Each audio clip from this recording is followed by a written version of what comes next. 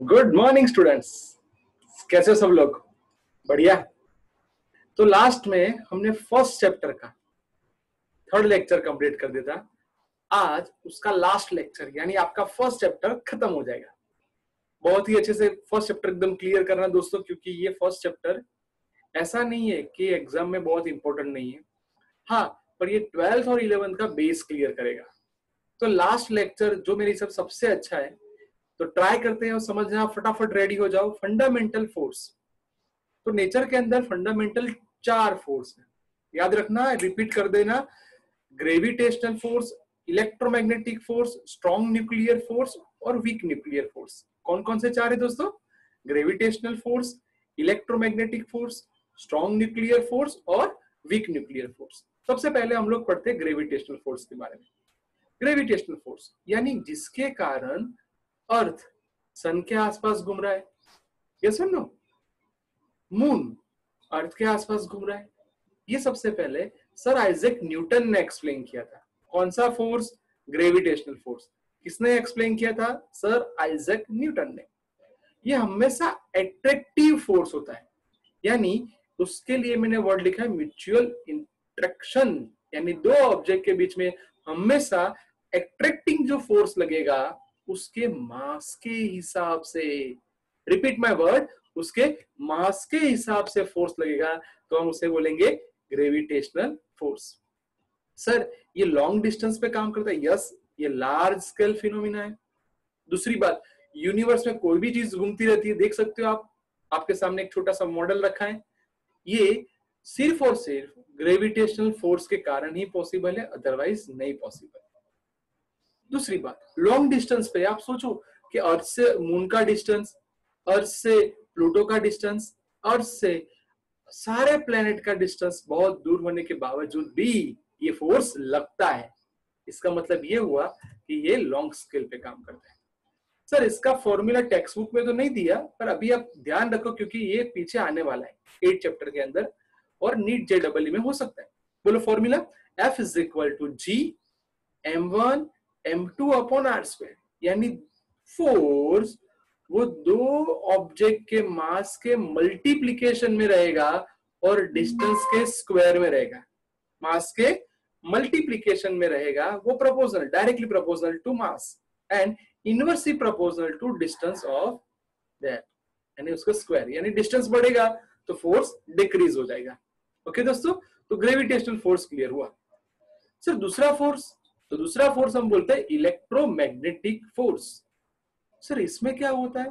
तो इलेक्ट्रो यानी ऐसे दो पार्टिकल जिसके पास चार्ज है उस पे ये फोर्स लगेगा। रिपीट, ऐसे पार्टिकल्स जिसके पास चार्ज है उस पे ही ये फोर्स लगेगा, इसलिए हम लोग उसे बोलते हैं इलेक्ट्रोमैग्नेटिक फोर्स। दूसरी बात, सर चार्ज रहेगा तो चार्ज के तो दो टाइप थे, एक पॉजिटिव था एक नेगेटिव था, यानी फोर्स भी दो टाइप के लगेंगे, एक अट्रैक्टिव लगेगा और दूसरा रिपल्सिव लगेगा। अगर अट्रैक्टिव लगेगा तो अनलाइक चार्ज होने चाहिए, अनलाइक का मतलब एक पॉजिटिव एक नेगेटिव। अगर दोनों सेम चार्ज है, दोनों पॉजिटिव है या दोनों नेगेटिव है, तो वो रिपल्सन करेंगे, यानी उसके लिए उसके बीच रिपल्सिव फोर्स लगेगा। सर दूसरी बात, अगर चार्ज स्टेडी है तो इलेक्ट्रिक फोर्स, अगर चार्ज मूव कर रहे हैं तो magnetic force. Repeat, charge steady electric force, coulombian force जिसे बोलेंगे हम लोग, और जो चार्ज मूव कर रहा है तो उसके कारण मैग्नेटिक फोर्स। सर ये और ग्रेविटेशनल फोर्स में सिमिलरिटी कौन सी है? तो सर दोनों लार्ज डिस्टेंस पे काम करते हैं। सिमिलरिटी याद रखना, दोनों में सेम कितना है। तो दूसरा क्वेश्चन, इन दोनों में ज्यादा इफेक्ट कौन करेगा? तो याद रखो दोस्तों, ग्रेविटेशनल फोर्स से 10⁻36, ये आपको 10 समझना है दोस्तों, 10⁻36 ज्यादा, यानी उतने टाइम्स बड़ा है। यानी इलेक्ट्रोमैग्नेटिक फोर्स ग्रेविटेशनल फोर्स से बहुत ज्यादा बड़ा है। कितना? 10⁻36। सर आपने जो बोला तो एक डिफरेंस हो जाए, तो सर ग्रेविटेशनल फोर्स तो हमेशा अट्रैक्टिव था, यस और नो, जबकि इलेक्ट्रोमैग्नेटिक फोर्स अट्रैक्टिव भी हो सकता है रिपल्सिव भी हो सकता है। तो सर उसका कोई फॉर्मूला है? वो 12th स्टैंडर्ड में आएगा, इलेक्ट्रिक का फॉर्मूला। अभी सिर्फ याद रख लो, F इज इक्वल टू के Q1 Q2 upon r square. Sir जो काम ग्रेविटेशनल में मास करता था वही काम इलेक्ट्रिक फील्ड में चार्ज करेगा। इसलिए तो बोला कि अट्रैक्टिव भी हो सकता है और रिपल्सिव भी हो सकता है। तो हो जाओ रेडी, हमें डिफरेंस तैयार करना है, चलो फटाफट रेडी रेडी रेडी रेडी। तो मैं ग्रेविटेशनल बोलूंगा, आप इलेक्ट्रोमैग्नेटिक समझना। फर्स्ट मास के कारण लग रहा है तो उसमें चार्ज के कारण लगेगा। ये सर ओनली अट्रैक्टिव रहेगा, इसमें अट्रैक्टिव भी रहेगा, रिपल्सिव भी रहेगा। ग्रेविटेशनल मीडियम पे डिपेंडेड नहीं है, क्योंकि याद करो मैंने सिखाया था अर्थ और सन के बीच में कितना बड़ा डिस्टेंस है, बीच में कोई है ही नहीं, तो भी फोर्स लगता है, यानी वो मीडियम पे डिपेंडेड नहीं है। जबकि इलेक्ट्रिक मैग्नेटिक के अंदर अगर मैं ऐसा बोलूं कि मैंने दो चार्ज के बीच में ग्लास रख दिया, रबर रख दिया, यानी इंसुलेटर रख दिया, तो ये फोर्स काम नहीं कर पाएगा, या फिर इस फोर्स की इफेक्ट कम हो जाएगी, यानी वो मीडियम पे डिपेंडेड है। इलेक्ट्रोमैग्नेटिक फोर्स मीडियम पे डिपेंडेड है, इलेक्ट्रोमैग्नेटिक फोर्स मीडियम पे डिपेंडेड है। लास्ट चीज सर, ग्रेविटेशनल फोर्स सबसे वीक फोर्स है, सबसे, जबकि इलेक्ट्रोमैग्नेटिक फोर्स ग्रेविटेशनल फोर्स से ज्यादा स्ट्रॉन्ग है। कितना स्ट्रॉन्गर है? 10⁻36। तो मेरे साथ बोलो फटाफट 4। आपको पॉइंट्स याद रखने, 2 मार्क्स का क्वेश्चन आ सकता है। एमसीक्यू के लिए बोलूं तो भी रेडी हो जाओगे। ओके, तो पहले में मास, दूसरे में अट्रैक्टिव, तीसरे में मीडियम और चौथे में कौन ज्यादा है। ओके चलो सर, ये तो थे मैक्रोस्कोपिक फोर्स। अब जा रहे हैं माइक्रोस्कोपिक फोर्स, यानी बहुत छोटे छोटे, जैसे कि न्यूक्लियस के अंदर चले जाओ। सर न्यूक्लियस में क्या क्या होता है? तो न्यूक्लियस में प्रोटॉन होता है एंड न्यूट्रॉन होता है, जबकि इलेक्ट्रॉन उसके आसपास सर्कल में घूमते रहते हैं। अगर हम न्यूक्लियस में ही है तो आप ये समझो कि न्यूक्लियस में तो दोनों प्रोटॉन है, दोनों पॉजिटिव चार्ज, तो दो लोग रिपल्सिव करेंगे। तो अब आया वर्ड स्ट्रॉन्ग न्यूक्लियर फोर्स।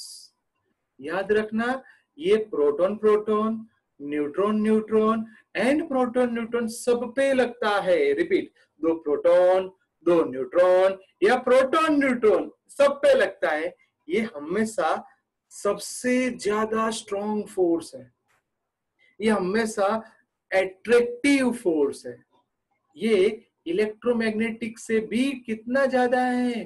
100 गुना, यानी ये इलेक्ट्रोमैग्नेटिक से भी ज्यादा फोर्स स्ट्रॉन्ग है। याद रहेगा दोस्तों। पर सर ये लॉन्ग डिस्टेंस पे काम नहीं करता, ये स्मॉल स्केलर है। अगर ये स्मॉल स्केलर है तो उसका डायमेंशन क्या रहेगा?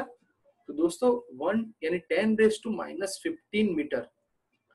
याद रखना, उसको कई बार नीट या जेईई में पूछ सकते हैं। 1 फर्मी, जो सब फर्मी नाम के साइंटिस्ट के हिसाब से मिला था, 1 फर्मी यानी 10⁻⁻15 मीटर। तो फिर से स्ट्रॉन्ग न्यूक्लियर फोर्स कब लगेगा? न्यूक्लियस के अंदर ही लगेगा, छोटे से डिस्टेंस पे लगेगा। कितना रहेगा रेंज? 10⁻⁻15 रहेगा। Sir proton proton, neutron neutron और प्रोटॉन न्यूट्रॉन सब पे लगेगा। दूसरी बात सर, इससे भी छोटा क्या कुछ है?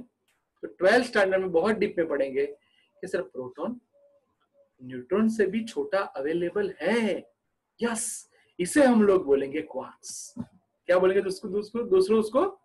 क्वार्क्स। ये दो क्वार्क्स है, उनके बीच में जो फोर्स लगता है उसको हम क्वार्क्स फोर्स बोलेंगे। याद रहेगा। तो बहुत बहुत बहुत अच्छा question, strong nuclear force. Sir जैसे स्ट्रॉन्ग न्यूक्लियर फोर्स आया, उससे माइक्रोस्कोपिक फोर्स यानी छोटा ही फोर्स, छोटी रेंज में कोई फोर्स दूसरा है। हाँ, वो छोटी रेंज में है और उसकी इफेक्ट कम है, इसलिए उसे बोला जाता है वीक न्यूक्लियर फोर्स। क्या हर बार वीक न्यूक्लियर फोर्स लगता है सर? नहीं, वीक न्यूक्लियर फोर्स तभी काम करेगा जब न्यूक्लियस में से बीटा किरण बाहर निकलेगा।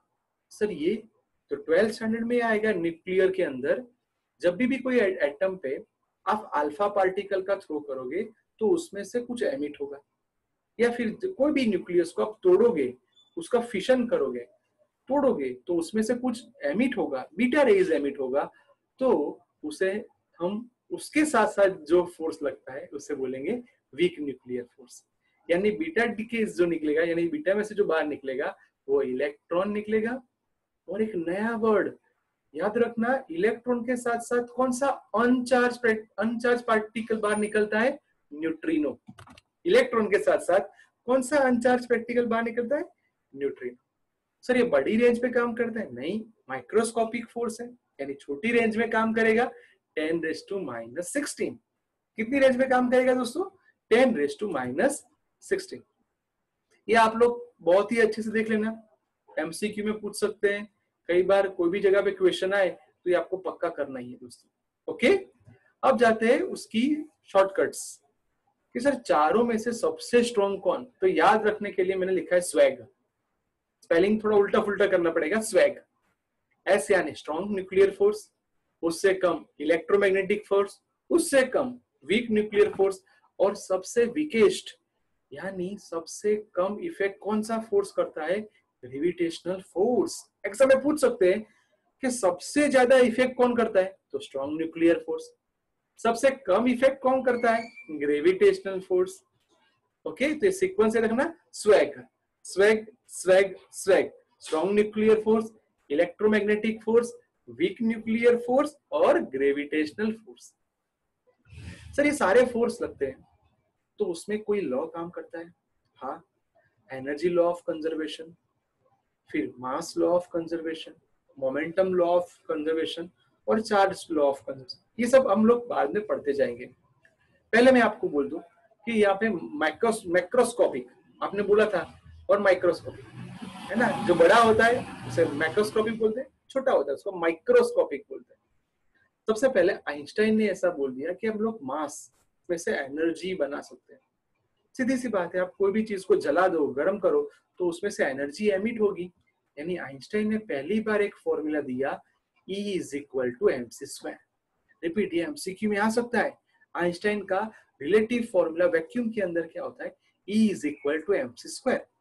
यहाँ पे E माने एनर्जी, M माने मास और C माने speed of light. Repeat, E यानी एनर्जी, M यानी मास, C यानी speed of light in vacuum. दूसरा एक लास्ट एमसीक्यू जो पूछ सकते हैं कि सर पॉली नाम का साइंटिस्ट आया था, उसने बीटा रेज में से ही कुछ एमिट हुआ, उसका नाम दिया था क्या? तो याद रखना, न्यूट्रिनो। जो मैंने बीटा के अंदर सीखा है कि हम कोई भी एटम में से जब कुछ बाहर निकलता है ना, तब उसमें जो बाहर निकलते हैं उसके साथ साथ चार्ज लेस या अनचार्ज जो पार्टिकल्स छोटे छोटे बाहर निकलते हैं उसे हम बीटा बोलते हैं। याद रखना, उसका नाम था न्यूट्रिनो। किसने बोला था? पॉली ने। किससे बोला था? पॉली ने। ओके, तो फाइनली हमारा फर्स्ट चैप्टर कंप्लीट हो गया। अब आपको एमसीक्यू की शीट दी जाएगी, एमसीक्यू प्रैक्टिस करना दोस्तों, क्योंकि याद रखना हमारा टारगेट 11-12 बोर्ड तो है ही, उसके साथ साथ JEE नेट भी है। यानी ट्राई करना है कि हम कितने ज्यादा एमसीक्यू सॉल्व कर पाए। ओके दोस्तों, तो फर्स्ट चैप्टर हमारा बहुत ही अच्छा कंप्लीट हो गया। बस अब रिसेंटली आप सबका रिजल्ट आ जाएगा, अच्छे से प्रिपेयर करते रहना। ओके दोस्तों, बाय बाय एवरीवन। अच्छे से पढ़ाई करना, सब लोग तैयार कर देना।